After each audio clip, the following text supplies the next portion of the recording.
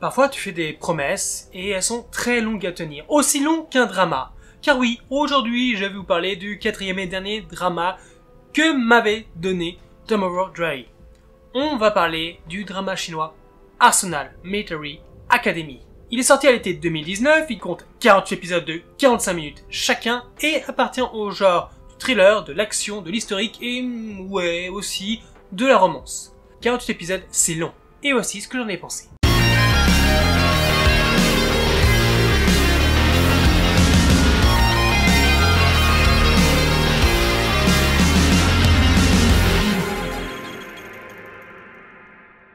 Arsenal Military Academy est l'histoire de Xiang qui, pour honorer la mémoire de son défunt frère, rejoint l'armée en se faisant passer pour lui. Elle devient alors jeune recrue à l'académie militaire pour officier d'Arsenal, aux côtés du riche et impertinent Gu Yanzhen et du calme et droit Shen Yushan.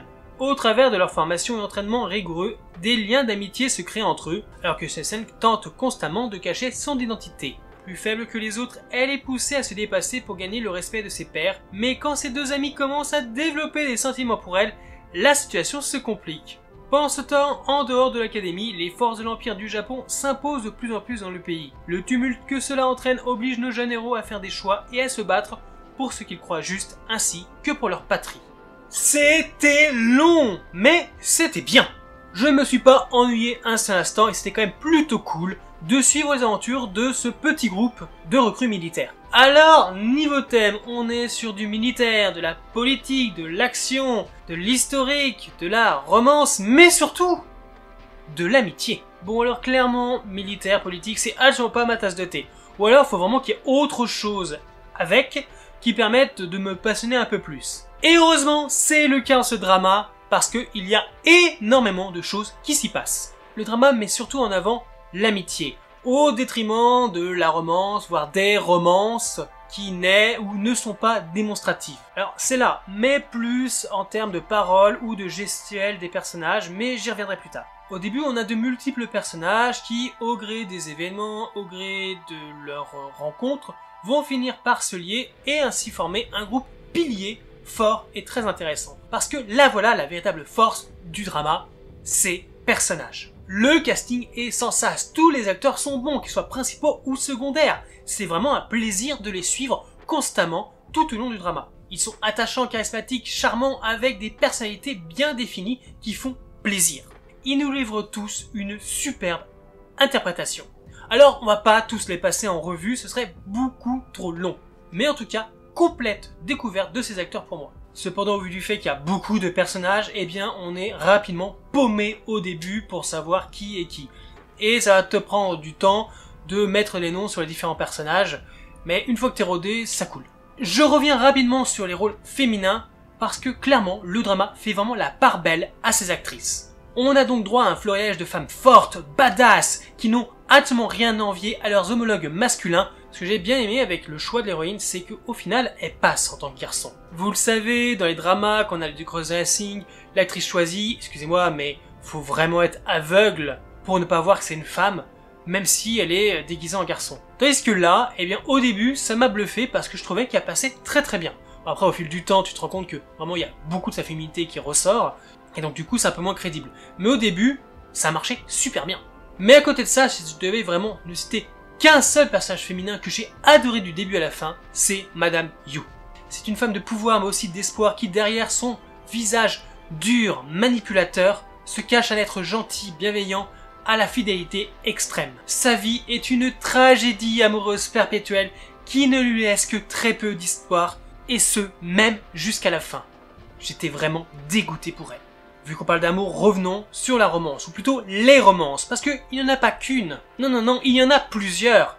Et il n'y a pas un triangle amoureux, il y en a deux, voire même un rectangle, voire un octogone, ou peu importe la figure géométrique. Car il y a tellement de romances qu'à un moment tu te demandes si tout le monde ne peut pas se taper tout le monde. J'exagère un peu, mais clairement, si on devait faire un schéma de toutes les relations amoureuses voulues, espérées, réelles, ce serait un bordel monstre. D'ailleurs, gros bémol sur la relation amoureuse entre le héros et l'héroïne, parce que je n'ai absolument pas compris comment ils sont tombés amoureux l'un de l'autre. C'est vague, vaporeux, c'est absolument pas clair. Je dirais même que c'est assez bricolé, ça apparaît comme ça. Mais bon, vu qu'on les apprécie ensemble, allez, ça passe. Alors oui, le drama, malgré ses thèmes, laisse énormément de place à la romance qui, elle-même, est sous le coup de la censure. Car oui, des scènes, surtout de baisers, ont été censurées. L'héroïne se travestissant en garçon, ayant donc l'apparence d'un garçon, et ayant le comportement d'un garçon. On ne peut pas montrer que d'autres hommes risquent d'avoir des sentiments pour un garçon. Bouh, c'est pas bien, ne montrons pas ça. Ne donnons pas de mauvais exemples à nos téléspectateurs. Par contre, les propos tendancieux entre l'héroïne et sa meilleure amie, ça choque personne. Alors ça, non, ils kiffent, hein. Un couple de garçons, non, non, non. Par contre, des lesbiennes, ils kiffent à mort. D'ailleurs, petit point perso, mais j'aurais trouvé ça extrêmement drôle qu'au final, l'héroïne finisse en couple avec sa meilleure amie. Malgré ça, le côté romantique très prononcé apporte une dimension douce, légère, passionnelle et enivrante. Et je vous dirais que c'est ce qu'il fallait à cette histoire. Et c'est pas dérangeant et au contraire, ça permet vraiment d'adoucir le propos. Car surtout un drama qui repose sur l'action et sur les faits historiques tels l'invasion du Japon et ce qui en découle. C'est dur, violent, saisissant, révoltant, mais véritablement passionnant. Et le fait que tous les événements importants de l'histoire se passent à l'extérieur de la dite académie qui donne son titre au drama, renforce l'immersion dans cette époque qui est en constante évolution, révolution. Au-delà de sa passionnante intrigue et de ses personnages, Arsenal Military Academy est une pépite auditive, car son OST est exceptionnel, extraordinaire. Et elle nous amène bien dans cette époque compliquée du début du XXe siècle. On n'a aucun mal à se projeter dans cette époque grâce aux musiques déjà, mais également grâce aux costumes qui sont magnifiques. L'un des personnages nous fera même un défilé constant tout au long du drama avec de multiples tenues plus belles les unes que les autres. Mais également grâce aux décors qui sont tous aussi beaux que variés. Personnellement, j'ai beaucoup aimé découvrir la ville où se passe l'action, ses ruelles et ses différents lieux iconiques. Seulement voilà, 48 épisodes, c'est long, extrêmement long, et il y a beaucoup, mais beaucoup de longueur selon notre intérêt. À mon sens, les plus grosses longueurs du drama sont exclusivement toutes les scènes qui se passent à l'intérieur de l'académie. Non pas que ce n'est pas intéressant ce qui s'y passe, mais c'est souvent redondant parce que c'est souvent comique. Et puis, voilà quoi, sans plus. Bof. Il y a quand même pas mal de remplissage pour mettre en place des choses quand même très secondaires. Je pense qu'on pouvait clairement faire la même histoire en beaucoup moins d'épisodes. Et autre point noir, je dirais que c'est les 6 derniers épisodes où là, je sais pas, ils se sont sentis pousser des ailes et ils ont décidé de faire un ménage que je qualifierais d'assez inapproprié. Et en plus, les choix faits sont quand même très bizarres. Pourquoi ces personnages-là? Pourquoi à ce moment-là? On pouvait pas le faire plus tôt? Qu'est-ce qui l'en empêchait? Je parle évidemment de mort. Certaines sont percutantes et effectivement te font mal au cœur. Mais il y en a d'autres, tu t'en fous complètement.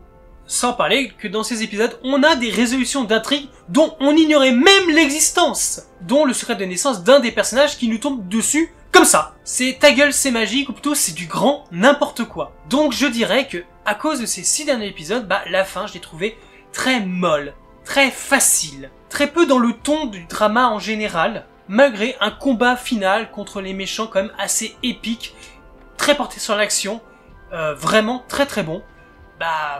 Le reste, c'est pas la fin que j'aurais imaginé pour ce drama. C'est dommage. Mais bon, tout est bien qui finit bien, c'est le principal. Alors si je devais récapituler les choses, je dirais qu'on a de très bons personnages déjà, qui sont tous joués avec brio. On a une histoire passionnante, j'ai beaucoup aimé l'époque choisie, les costumes, les décors, j'ai beaucoup aimé tout ça. Il y a de l'action, et ça c'est vraiment cool, parce que on n'a pas moyen de s'ennuyer, il y a toujours un truc qui se passe. Par contre, à côté de ça, t'as quand même la formation du couple principal qui se fait, je sais pas, des longueurs, comme je disais, du remplissage inadéquat.